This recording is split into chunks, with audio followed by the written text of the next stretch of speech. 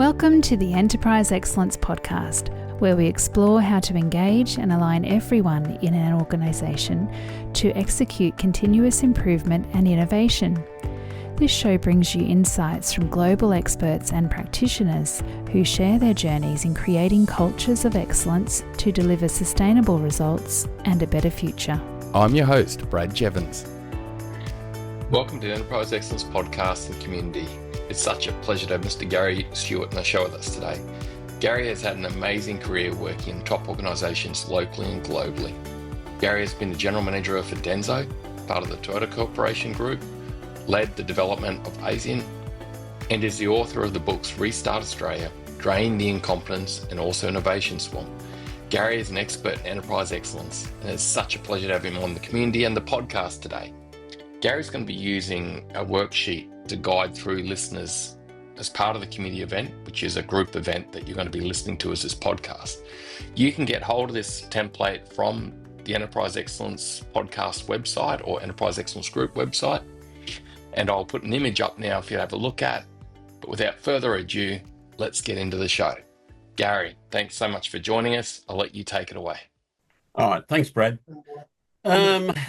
For you, the audience, the listeners, I'm going to welcome you to my world because while your world is about operational excellence and best practice, my world is a little different. It's way beyond what you might call operational excellence. So today you might question what you think you understand about operational excellence and best practice.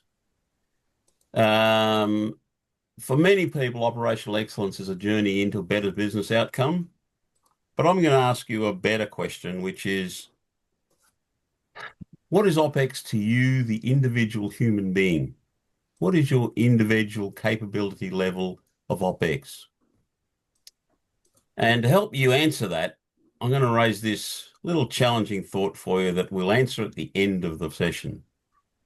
And it says simply this: unless you deliberately decide to change two things in your life, then I can guarantee with certainty that in 5 years' time, you'll be still in exactly the same place as you are today.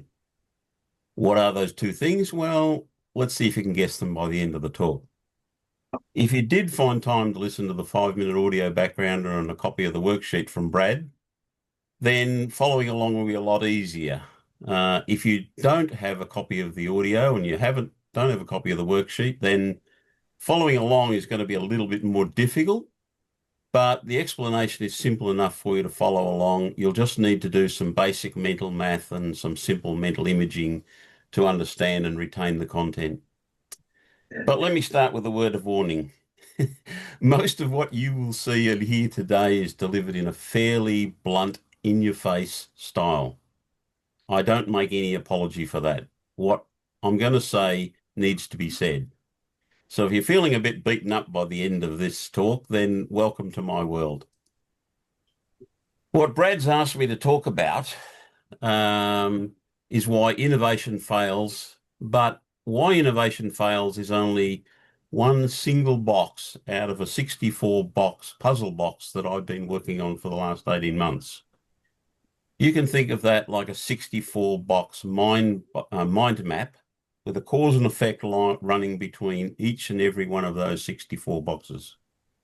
So the worksheet Brad provided to you is a bit of a cheat sheet, and I have a cheat sheet as well in front of me to keep me from wandering off the track because, as Brad intimated, this story we could be here for days. So to keep me on track, I've got a bit of a cheat sheet and that worksheet to keep me on track. So let's get going. The worksheet provided simply compares the world's best innovation system that I worked in for more than 20 years along the top of the page with Australia's results in the middle of the page. So if I start at the top of the page on the left, the whole idea of this thing is that the Toyota Group company that I joined started life at around the 2,500th largest company in the world, in their industry, and ended up at number one in less than 40 years. So you might ask, how the hell do you do that? In terms of a bell-shaped curve, and I'm going to talk a lot about the bell-shaped curve. In terms of a bell-shaped curve, they started in the very far left of a bell-shaped curve and work their way right across that bell-shaped curve to the far right edge of the positive tail of the bell-shaped curve. So in the context of that, they did that because, so how do you do that? How do they get across that thing in 40 years? And in simple terms, what makes the Toyota Group different to everybody else is what is called the architecture. And the architecture of this business model is it starts with financial development, so money is the start. Then it's technology development. Then it's innovation development. Then it's product development. And then it's production development. And all of that is done in ways that ultimately lead to social innovation. Social innovation is the ultimate aim of this architecture.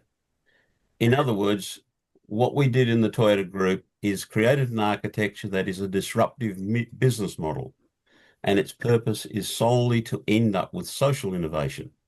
So this is why Toyota talks about being a social mobility company. This is why Toyota talks about creating a better society.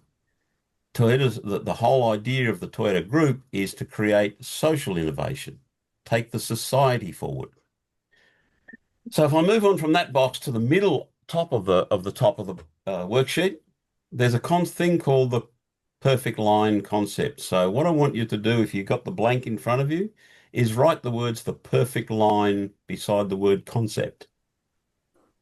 So beside that, you'll notice there's a word called absolute benchmark. Underneath the word absolute benchmark, I want you to write the words nowhere to hide, because that's the whole purpose of the perfect line, is about absolute benchmarks. And when you have an absolute benchmark, there is nowhere to hide. So when you look at things like lean misses this sort of stuff. The real purpose of what we did in the Toyota Group when I was there developing this architecture is that you leave nowhere to hide. Therefore, don't hide things, bring them to the surface, because sooner or later, you're going to get found out. So that then leads us to what is the perfect line? So 10 out of 10 is impossible. It's impossible because we are human beings. Human beings do not have perfect knowledge, and therefore you cannot have perfect systems. So then Toyota then sets what they call the ideal perfect line. So the ideal is set at 90% of perfection. But 90% is still a huge ask of a human being. So then Toyota sets what we would call the practical perfect line at 8 out of 10. So if you have the blank sheet, please write the word practical opposite the number 8. That is the practical target for the Toyota Group companies to achieve the perfect line. Now we start at the bottom. So the first in 2 assessments. The first assessment is no company can call itself 4 out of 10 if it gives to its external customer problems, errors, delays, and frustrations. What does that mean? So if you're familiar with Deming, it means variation in the system. So the idea is to get to 4 out of 10, you need to have no variation in the system, which means no problems, errors, delays, and frustrations for the external customer. So I want you to write the words minimum acceptable against 4. So opposite 4 on the perfect line column, write the words minimum acceptable. No Toyota Group company is supposed to be below 4. Now, some are, but the idea is they're not. They're supposed to be above it. The second part of the assessment says no company can consider itself 8 out of 10.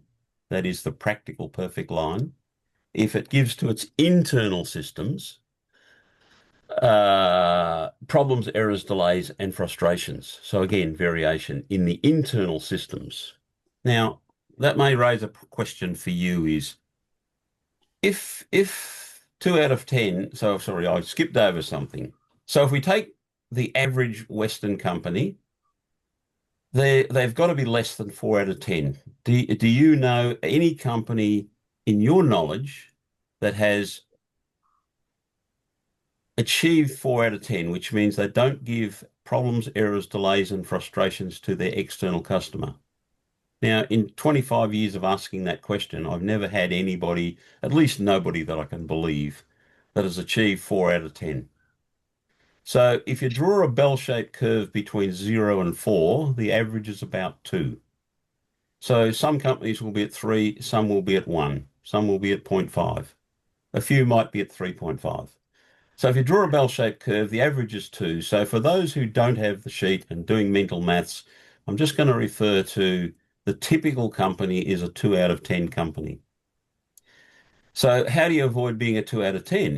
If 2 out of 10 is the average, then what the hell does 5, 6, 7, and 8 mean? Well, actually, Toyota Group companies, many Toyota Group companies around the world achieve 5, 6, 7, and 8. So, for example, the last company I did for Toyota, or for the Toyota Group company, ASIN, we took that company. We started as a greenfield site, which means that we employed people from with 2 out of 10 capability from their old employer. Within 10 months, they were at 5 out of 10. Within 2 years, they were at 7.8 out of 10. We never quite got to 8. And many Toyota Group companies around the world have actually replicated that result. Their aim is to be in that target between 4 and 8. So one of the things I'll talk about a little later is Toyota Group companies are not supposed to be normal companies. They are supposed to be abnormal companies. So with that perfect line, so that's a whole idea of, as it says at the bottom, this is a master mindset. It's a belief system. And I'll come back to that example a little later. So let's move along to the top right box. This talks about 2 master systems. So in the model for the Toyota Group, we start first with the business model, then we create the architecture under the business model, and then we create these master systems. And the master systems are part of the architecture. So we do this. So before we start designing the operating systems of the company, we're actually designing the master systems that will control everything that happens after, when we're designing the operating systems of the company. So this stuff comes before the marketing system, before the production system, before the product development system. These are, again, part of the architecture. So the 2 master systems that I'm going to talk about today is the human system and the technical system. So above the left-hand column, I want you to put the word human above the word system, so it says human system. On the right-hand one, I want you to write the word technical system, so that it now reads technical system.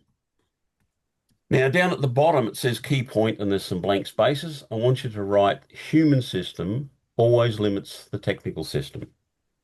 So one of the problems with the interpretation of lean that Womack and so forth took out is that it's about the technical system. So most 2 out of 10 companies focus on the technical system.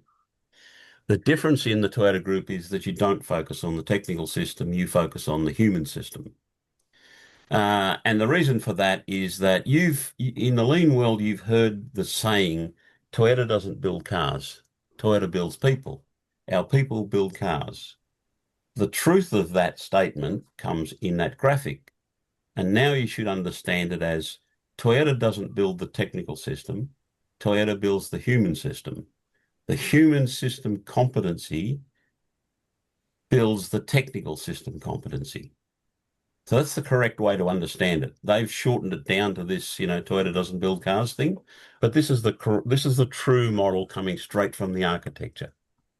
So that creates now this little benchmark at the top. So this is about how do you go from number 1, from down number 2,500 to number 1 in the world. You do that by putting things like the perfect line, and the perfect line is about destroying limiting beliefs. And I'll talk a little bit more about destroying limiting beliefs in a minute.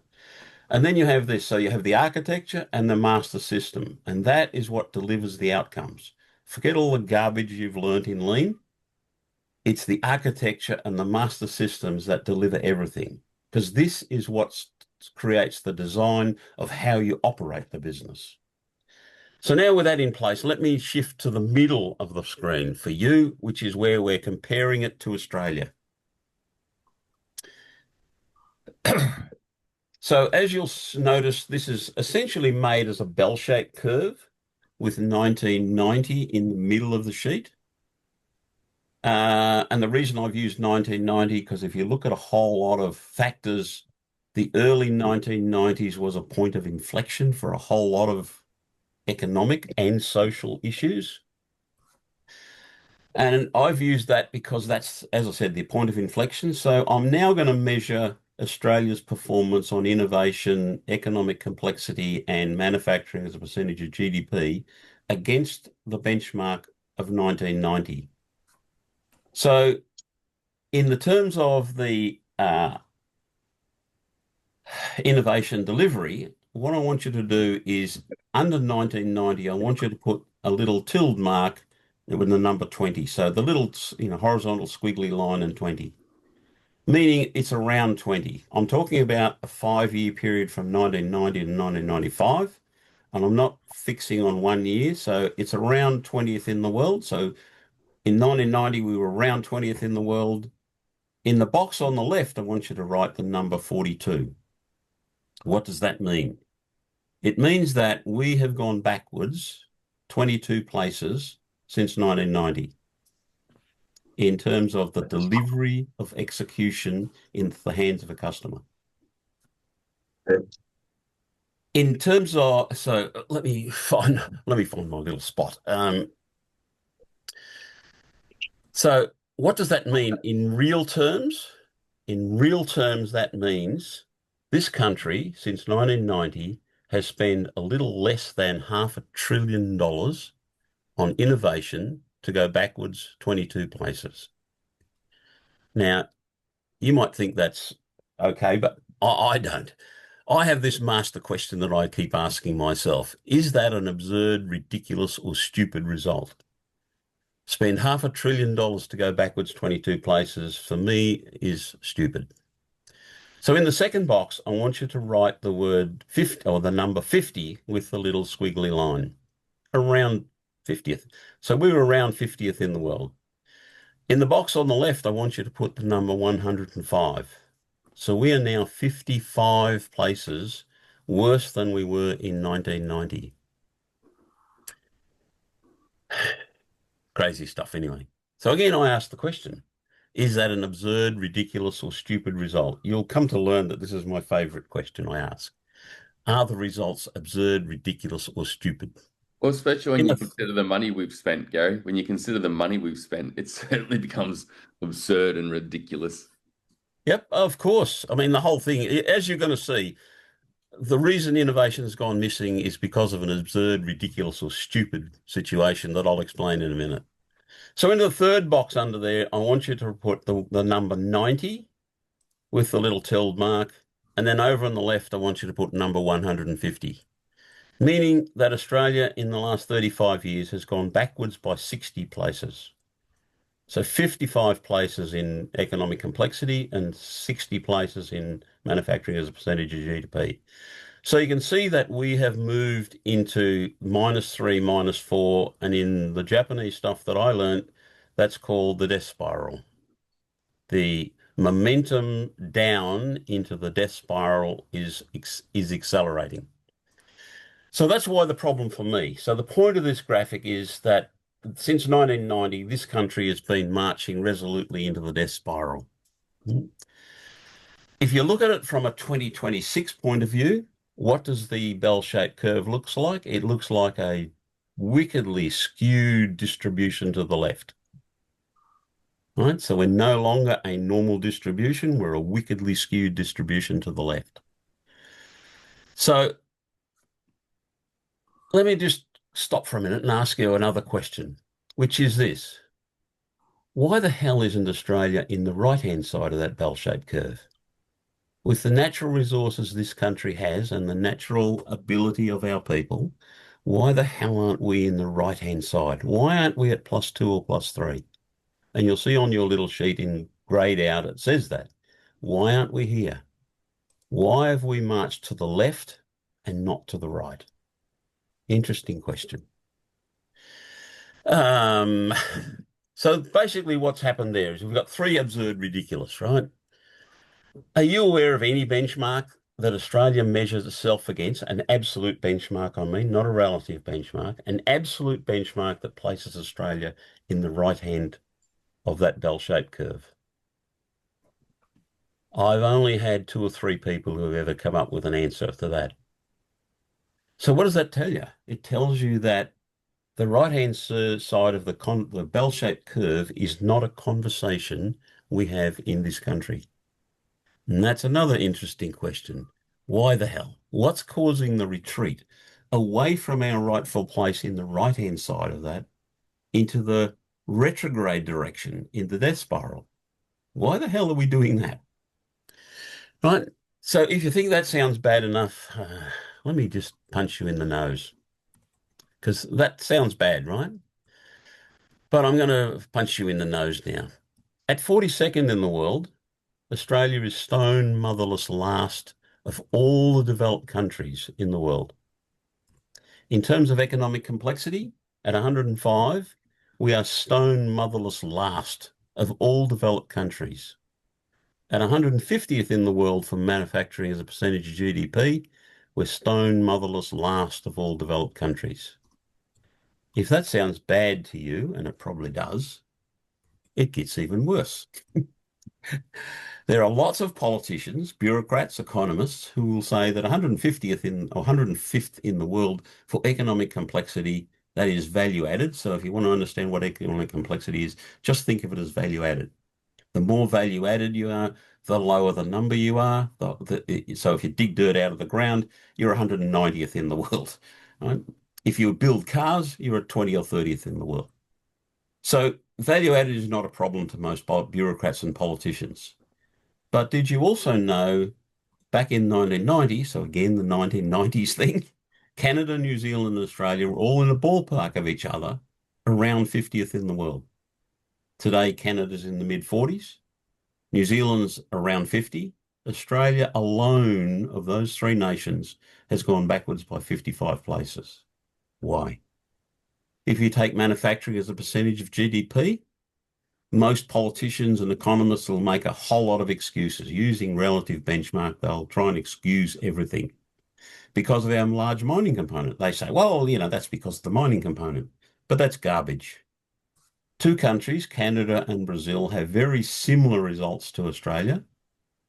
GDP mix. So in the early 90s, Canada, Brazil, and Australia were in a ballpark of each other between 70th and 90th in the world. Today, Canada and Brazil are roughly in the same place. Australia alone has gone backwards 60 places. One of the questions I wanted to ask you is, why don't you know that? Why does the Australian population not know this data? And the answer is because of your limiting beliefs. You'll see on your little chart above the word 1990, it talks about limiting beliefs. So let me introduce you to 2 people, Russell Ackoff and, of course, Deming. Both are systems people, and both of them will ask you, what does the data say? The data says we went backwards 55 places. Now, what does your limiting belief say? Well, I don't know. Things don't seem to be that bad. The sun's shining. People are busy. The skies are not falling. The data must be wrong. Okay.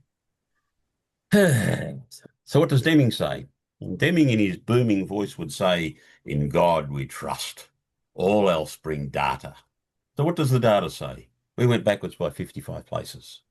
What does your limiting belief say?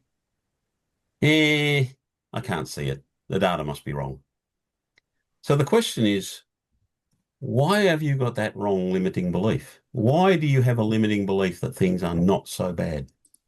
And the answer to that is because you've been listening for the last 30 years to politicians, bureaucrats, CEOs, academics, economists, all using relative benchmarks to deliberately hide from you the reality. They're deliberately hiding the fact that we've been sliding to the left for 35 years and we are not sliding to the right.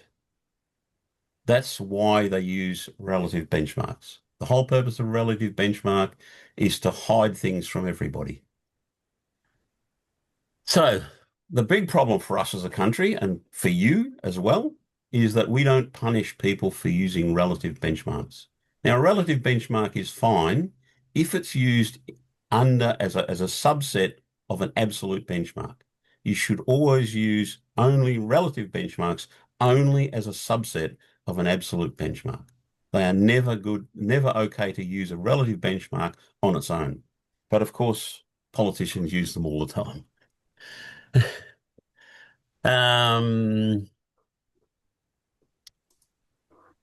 So let me just explain that using the perfect line thing. I came out of a 2 out of 10 company like everybody else. And I was really struggling with what the hell does 5, 6, 7, and 8 out of 10 mean? How the hell can you have 7 or 8, 5, 6, 7, and 8? I'm a 2 out of 10 person. So what the Japanese did was took me to a demonstration plant in Japan in which that plant is running at about 9.1 out of 10. So this is the ideal perfect line. This is a demonstration plant. Standing in that plant at 9.1 out of 10, the Japanese asked me, so is 8 out of 10 possible? Is 7 out of 10 possible? Is 6 out of 10 possible? And so you cannot retain limiting beliefs standing in an example of 9 out of 10 to say that 5, 6, 7, and 8 is not impossible. So that's what happened to me. That's how I got my limiting beliefs completely destroyed in a few hours in a plant in Japan. So let me just move on from that and answer Brad's specific question. Right. So in there it says we went from 20th in the world to 42nd. So why has innovation failed? Why has it gone backwards by 22 places? Essentially, that's the question that Brad asked me. So in the Toyota Group model, there is another master model like you have up on the top right-hand corner of your worksheet. And this one is, of course, the human system and the technical system. But the one I want to talk about is the innovation master system. In that model, there are 2 parts. Well, there's more than 2, but just for today, 2 parts of that innovation master system. One is called effectiveness innovation, which from what you would understand is the architecture that I've been talking about. And the second is efficiency innovation, which in really simplistic terms is TPS, or to you, that is lean. Lean is essentially efficiency innovation. So in the top right of your box, I want you to write, so halfway down under the word technical system, I want you to write on the left-hand side of that column, efficiency innovation. And then you'll notice that there's a very faint grey column to the right of that column. And I want you to write effectiveness innovation halfway down that line. So now if you look at it from a point of view of a technical system, the technical system consists of efficiency innovation and effectiveness innovation. Why is that important? Because in the Australian model of innovation today, effectiveness innovation does not exist at all. So I'm going to explain to you the very short version of why effectiveness innovation has gone missing from this country. I learned, I struggled to understand what was going on until one day I was in a meeting with the head of manufacturing at the CSIRO, and I was explaining all this architecture and stuff, and he stopped me and he said, what you're talking about doesn't exist in the government model of innovation. What? So he got out a document from the CSIRO, and sure enough, it's not in there. He got out one from the Advanced Manufacturing Growth Centre and a couple of the CRCs, the Cooperative Research Centres, not in there. Execution of innovation done by the firm doesn't exist. How is that possible? How the hell can you have effectiveness innovation, which is, and I'll explain a little bit more about that in a minute. It doesn't exist. How is that possible? So now that I knew what I was looking for, I'm now going to go back through the Prime Ministers, right? And I'm going to try and find where effectiveness innovation was removed. So under Turnbull, it ain't there. Under Abbott, it's not there. Under Gillard, it's not there. Under Rudd, it's not there. Under Howard, it's not there. Under Keating, it's not there. Under Hawke, way, it's there. So what the hell happened between Hawke and Keating that effectiveness innovation disappeared from this country? So now I'm going to ask who removed it And why did they remove it?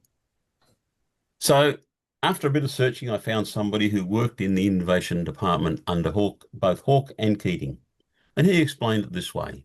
When John Button retired, Keating took the opportunity to give Treasury a say over innovation funding spending in this country. In their wisdom, these Treasury boffins decided that Treasury wanted to get a return on investment from the $10 to $15 billion they spend annually on innovation, from what they call Treasury funds. You would call it taxpayer funds. Their brilliant solution these bureaucrats came up with was to remove all direct effectiveness innovation funding of the individual firm so that that firm would be forced to use the government-funded research institutes, CRCs, CSIRO universities, thereby giving the Treasury boffins a return on investment from those quangos. Yes, you heard that right. Stop funding innovation inside the firm so the boffins can get an ROI from the quangos. Clearly, those bureaucrats did not understand what they were doing.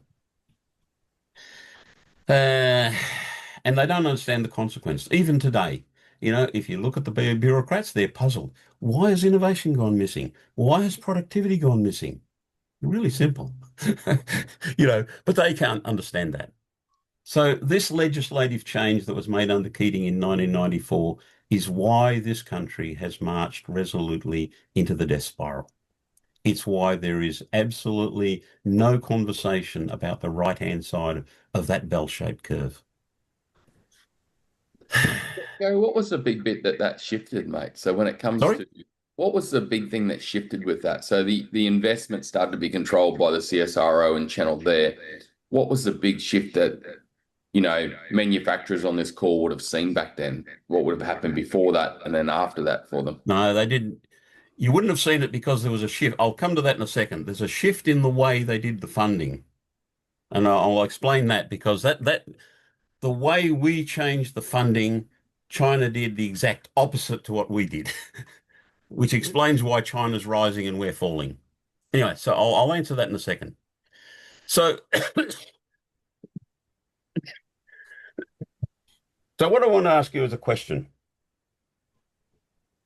If our GDP is based on being -3, -4 in the bell-shaped curve, what do you think our GDP might be if we were at +3 on the bell-shaped curve? All right. Now, because that number, whatever number you come up with in your head, is the true cost of that stupid bureaucratic decision to get rid of effectiveness innovation so they could get a return on investment. That number, the fact that they banned direct funding of the competency inside the firms, just so the bureaucrats could congratulate themselves, pat them on the back for getting a return on investments from the quangos. So my question, the question I keep asking myself, is that an absurd, ridiculous, or stupid result? Yes. But that leaves us with a new unanswered question, and this will answer Brad's question. But we're still doing efficiency innovation, aren't we? Right? And isn't that enough to keep the economy moving? After all, efficiency equals productivity, right? No, wrong. Completely wrong. And this is where the bureaucrats do not understand the world at all, how the world works. Actually, the result is the exact opposite. Efficiency does not equal productivity.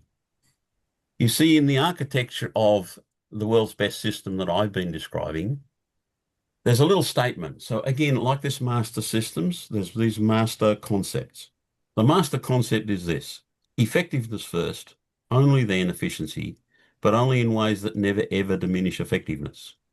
In plain English, you are not allowed to do TPS on its own. You must do TPS under the umbrella of effectiveness, not efficiency.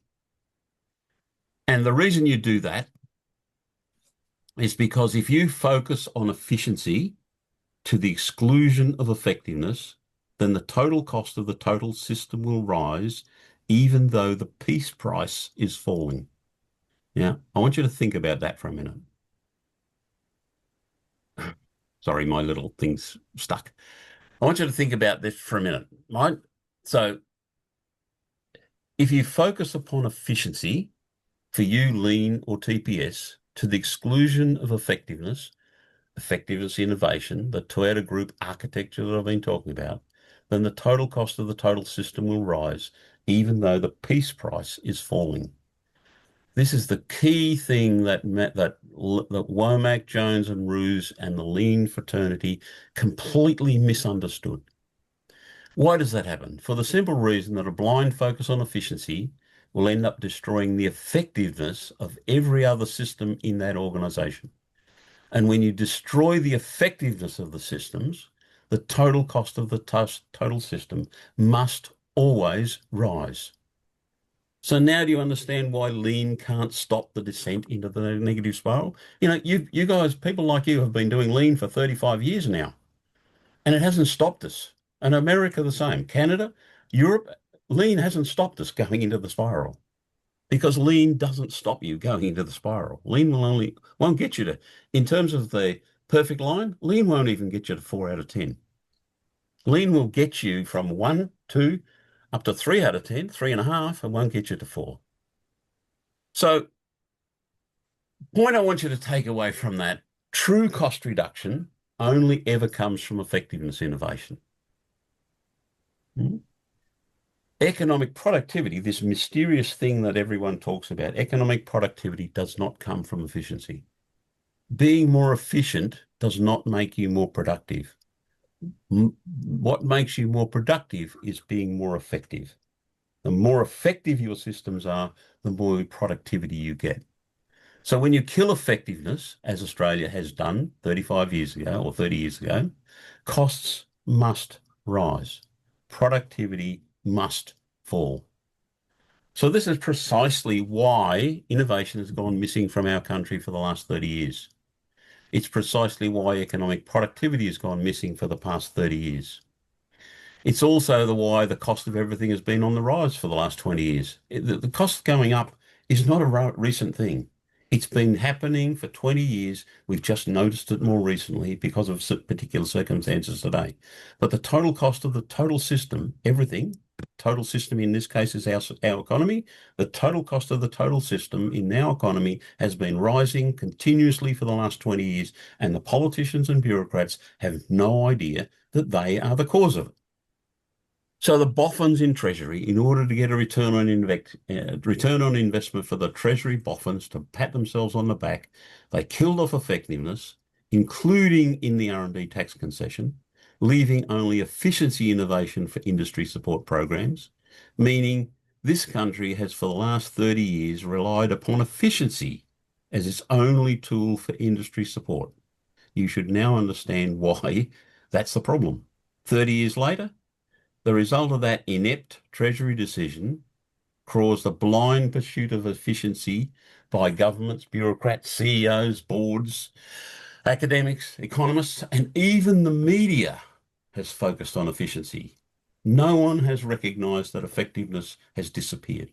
And Gary, with effectiveness, mate, are you meaning really considering the effectiveness of the whole system, how the whole organisation or country system works together, and focus on the performance and health of that and innovating that versus targeting efficiency on minutiae things like how efficient is the factory, how efficient are the salespeople?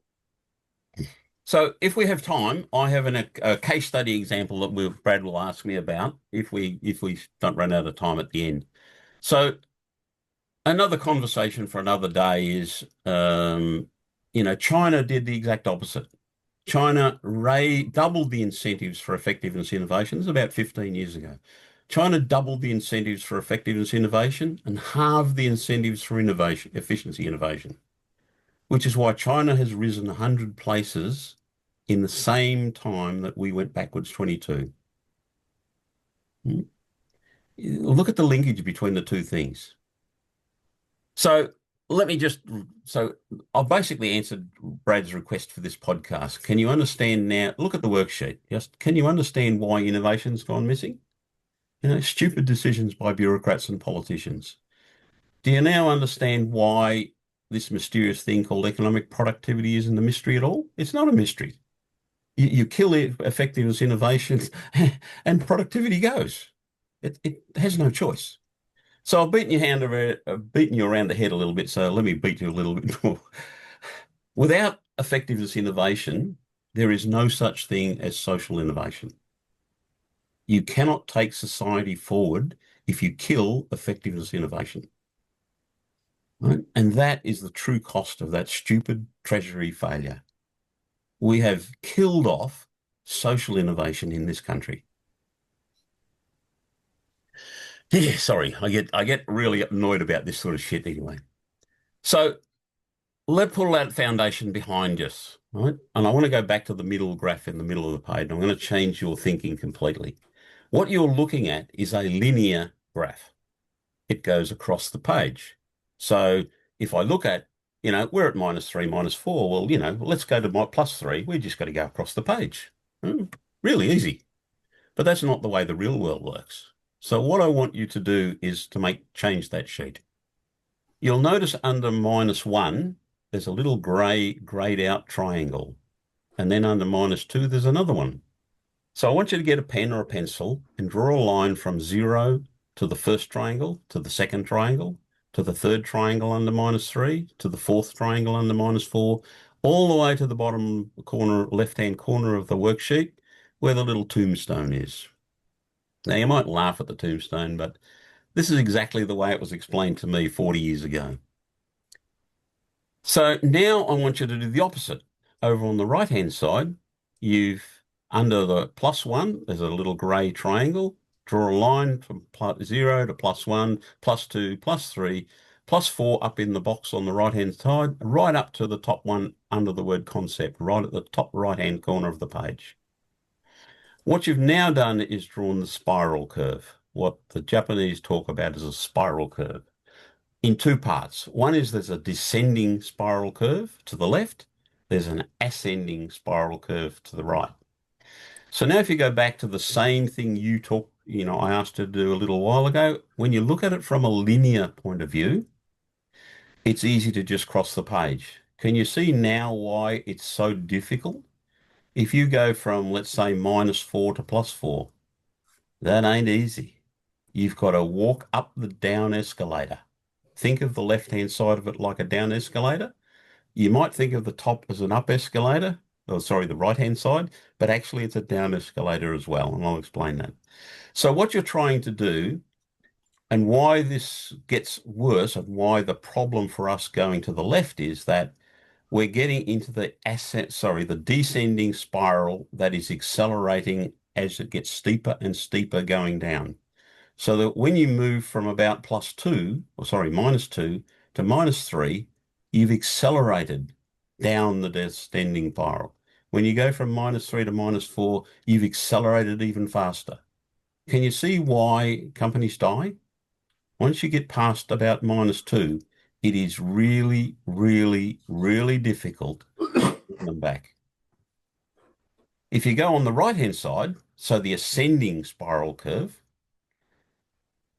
the same thing happens. If you try and climb up from 3 to 4, that's up the hill. But the natural tendency is for you to slide back down the curve. So the whole idea is that getting to #1 in the world is really, really difficult if you don't have the architecture and all of the mindset things like I talked about at the top to get there. Because you will try and get there, but you'll slip backwards. You'll try and get there, you'll slip backwards. So the whole idea of this thing is that if you look from the top right to the bottom left, that's the natural progression of every business in every country of the world. Every business is somewhere on that spiral graph. So in our case in Australia, we're obviously taking the left spiral, and it obviously leads to the death spiral. So let me now talk about that. So that's where the most of the companies are on that somewhere. And as you would realize, if you're a 2 out of 10 company, you're going to be on the left-hand side. You're on the descending spiral curve. And it's so hard even to get to the right-hand side. So essentially you can't get to the right-hand side of that spiral curve, the ascending spiral curve, if you don't have effectiveness innovation. It's not possible. And that's why the CEO doesn't buy anything on the right-hand side. CEOs in this country don't buy anything on the right-hand side. And the reason they don't buy anything is because there's no effectiveness innovation to buy. If you want to get into the ascending spiral curve, you have to do effectiveness innovation. Efficiency innovation will not get you into the ascending spiral curve. Hey, So Gary, let me talk about... Gary, what advice? Look, I think we've got about 12 minutes to go. What advice would you give to companies to do what they can do to pull out of that and start to head back to the middle or back up? Well, the first thing is, you might think that I've destroyed the lean consulting business, but I haven't. 98% of companies are to the left of the 0 point. CEOs don't buy the right-hand side. CEOs are buying -3, -4. So just doing lean, well, a better version of lean than what Womack taught you, put some of the type of the stuff that I'm talking about, put that into your architecture. Because the problem with lean is there's no architecture. There is no architecture for lean. So there's no structure for the operating systems. You're just trying to, put a Band-Aid in the operating systems. You've got to go back to the architecture. You've got to create an architecture. You've got to go to that company you're talking about, start trying to create an architecture for that company, and that tells you how the operating systems work. Yeah, how do you design an operating system? You don't start with the operating system. You do the architecture first. Yeah. You do the human system and the technical system. You do the effectiveness innovation and the efficiency innovation. How easy is it to design the operating systems of the company when you have that architecture in place? Lean has no architecture. That's the problem. Yeah. That's what the whole lean thing misses. There is no architecture to it. So, Gary, as part of that, you might be looking at the human development system of the organization critically, and getting the right humans in and the right capabilities and the right culture, and how do we grow those humans? And then the technical system. Gary, do you mind explaining what the technical system might look like that they would consider? What are some elements of that? That's a conversation for another day. That's too much. The point of it is this, that, and I'm going to talk about that in one of the two must-dos that you must do to change, is that you've got to start working on systems thinking. And when I say systems thinking, you've got to start doing the what about, which is about systems thinking. Don't start with the human system. You've got to find what's missing, right? So just like innovation, what's wrong with the innovation system? The innovation system fails because of what's not there, not because of what's there. Your production system fails because of what's not there, not because of what's there. It's not what you've got that's faulty. It's what you haven't got at all that's faulty. So firstly, don't worry about the human system to start with. Start with the technical system. Understand how systems work. Only when you understand how systems fail, will you ever be able to design a system that never fails. Until you understand how systems fail, you cannot possibly decide how to do anything on the right-hand side of that graphic.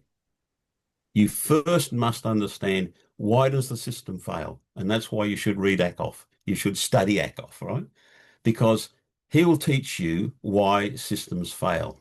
Once you understand how they fail, it's easy to design systems that don't fail. But until you get to that point, everything's a mystery. So let me just quickly wrap it up then. So I drew a curve from the top right hand down to the bottom left hand. Actually, that's my working life. Might surprise you. I started in International Harvester, and International Harvester was a really good 2 out of 10 company. We gave our customers lots of problems, errors, delays, and frustrations. And I do mean that. So as an operation company, at its very best, it was about -2. Normally, it was about -3, -4. And if you know the history of International Harvester, we put the tombstone over it when it died. I then joined the Toyota Group company, a subsidiary, and it should have been about +2, but it had fallen off the wagon and about -1 or -2. So the reason I learned all of the stuff that I have, and I talk about at the top of this stuff, is because part of my job was to help the Japanese how to get that company from -2 to +2. We did that. So I moved on to the ASIN company. And this is the company that we took from about 2 out of 10, started at about +2 on that ascending spiral curve, and we took it up to about 4. So that's the 7.8 out of 8 on the perfect line that I talked about before. And then the Japanese put me in this 9.1 plan. So I've experienced every point along that ascending and descending spiral curve from number 1 in the world to death. So Steve Jobs said many years ago, you can't connect the dots looking forward. You can only connect the dots looking back. So that's what I've been doing. I did in the Toyota group of companies, I was connecting all the dots from the top right hand in the ascending spiral curve all the way down through the descending spiral curve to the death.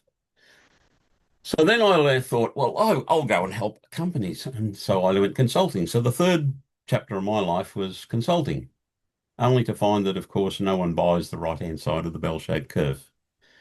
Then, of course, COVID came along. So I wrote the 4 books. The 4 books, I was actually writing 6 books, but I never wrote the last 2. So the first book is about product development, using defence weapons acquisition in Australia as the failure model. Second book was innovation development, using Australia's innovation system as the failed example. The third was about the perfect line, using Australia's 2 out of 10 firms as the failure example. The fourth one was about Restart Australia, which essentially says, if we could fix all the problems on the left-hand side of that bell-shaped curve and get us to 3%, +3 on the right-hand side, what would this country look like? How different would it be? But then I stopped. And you might ask, why did I stop? Why didn't I write the books about the top of that worksheet? Well, I stopped because I sold between 3 and 6 times as many books overseas as I did in Australia. So just as CEOs don't buy the right-hand side of the curve, the books didn't sell in Australia. On the right-hand side of the curve doesn't sell in Australia, so I just stopped. Then in 2024, I met with some people from what they call the creator economy. Their advice to me was to delete all of my years of consulting because it polluted my knowledge. So they told me to return to the roots of my knowledge from the 80s, which is what I've done. And that's why I'm now starting this chapter 4 of my life. And I've been joining all the dots together for years. I've now got my little 64-box puzzle box that I'm connecting, why do the political systems fail? Why do our bureaucratic systems fail? Why does the economic system fail? Why do we have so many societal issues? And that little puzzle box has been occupying me for 18 months. So for you, this is a one session, but for me, this is just an entree. I'm working towards part 5 of my chapter 4 of my life, which is where I'm going to try and use everything that I've learned over the years in that spiral curve to give the politicians and the bureaucrats, the people who use relative benchmarks, nowhere to hide. By using absolute benchmarks, you can destroy the limiting beliefs that the politicians and bureaucrats try to put upon the people. Only until we can get the people of this country to understand that they're being lied to by using relative benchmarks and that they should only ever use absolute benchmarks, nothing is going to change. So in the box on the right-hand side, I said there's 2 things. At the start of this, I said, if you don't change 2 things, I can guarantee you that nothing will change in your life. You will be in exactly the same place. The first one is to use absolute benchmarks, because that will destroy every limiting belief you have. You start using them, but I'll tell you this also, it will be extremely, extremely painful for you, because you're going to realize that you are a naked emperor, right? Because everything about it, you will learn what the Dunning-Kruger effect really means when they say incompetent and unaware of it. Most companies, most CEOs today are at 2 out of 10. They are unaware that they are at 2 out of 10. When you use an absolute benchmark, that disappears. It is made clear to everybody that the CEO is incompetent. So the second thing you have to do, as I said before, is systems thinking. You need to understand what's missing in systems. So you should study Russell Ackoff. When I started with the Japanese all those years ago, one of the first things they told me was to study Russell Ackoff. So I'm talking 40 years ago. Study Russell Ackoff. Study Russell Ackoff. What do you understand about Ackoff? Even today, I have 3 of his videos on my computer desktop, and I watch them 3 or 4 times a year to stop the atrophy of my own knowledge.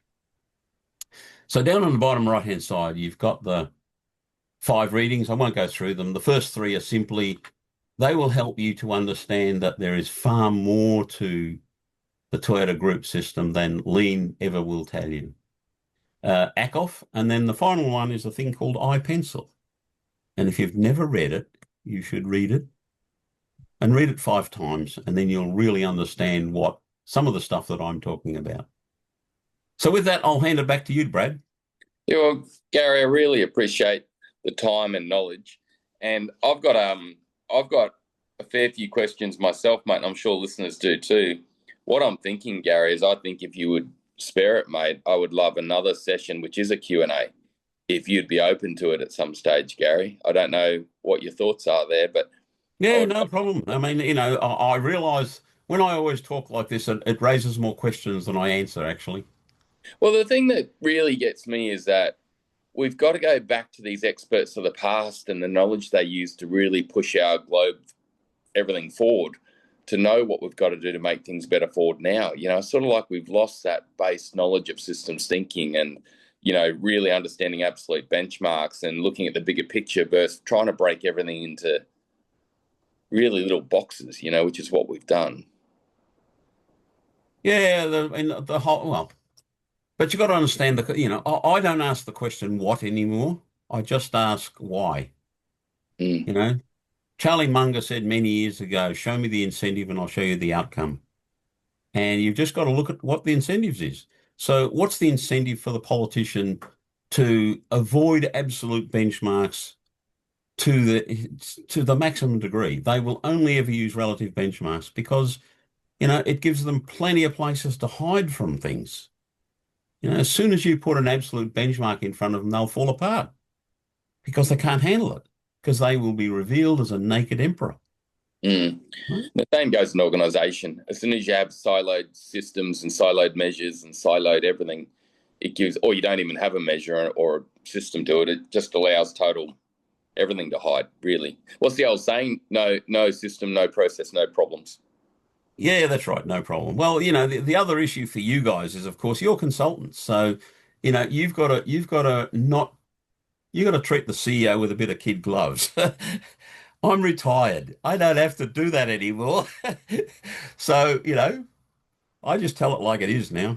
That's the advantage of being retired. I don't have to worry about politicians. I don't have to worry about pleasing bureaucrats. Don't have to worry about pleasing CEOs. I'm just going to tell it like it is. Yeah, well, Gary, thank you so much for coming onto the community and our podcast, mate, and telling us how it is, because it needs to be said, mate, and I'm glad you've said it, because the patterns at the moment don't lie. That's one thing no one can argue with. No one can look at the patterns and think it's going the right direction. So it's time that we've got to start it going the right direction, and I really value your knowledge and input, and I will get a Q&A lined up for you at a future event very soon. Okay, no problem. Thank you. Thank you, Gary. Thank you, everyone, for joining today. Thanks, everyone. Talk soon. Bye for now. Bye. What a great episode. Remember, everyone, you can go to the Enterprise Excellence Podcast website to download the form Gary was using throughout this show and be able to guide through it yourself also. There were 2 key takeaways for me from this episode. Firstly was Gary's discussion around the perfect line and really looking at, how do we get to that position of such great quality and flow and stability throughout what we do. The second key element for me was Gary's discussion around the maturity curve of an organisation from -5 up to +5, and the real need to lean into the 2 master systems of the human system and the technical system. Particularly what he mentioned on effectiveness innovation, where it's about not just innovating for efficiency, but for effectiveness, that true growth, top line growth and innovation to go forward to truly drive productivity and outcomes. I'm really looking forward to this next episode with Gary, which we are going to do around a Q&A. And if you do want to join the community, please go to the Enterprise Excellence Group or Enterprise Excellence Podcast website and reach out, and we'll get you into that next Q&A show with Gary. Thanks again for your time and knowledge, Gary. Thanks for everything you've done to help us create where we're at, and also what you're doing to help us go forward. It's truly great to learn from you. Bye for now.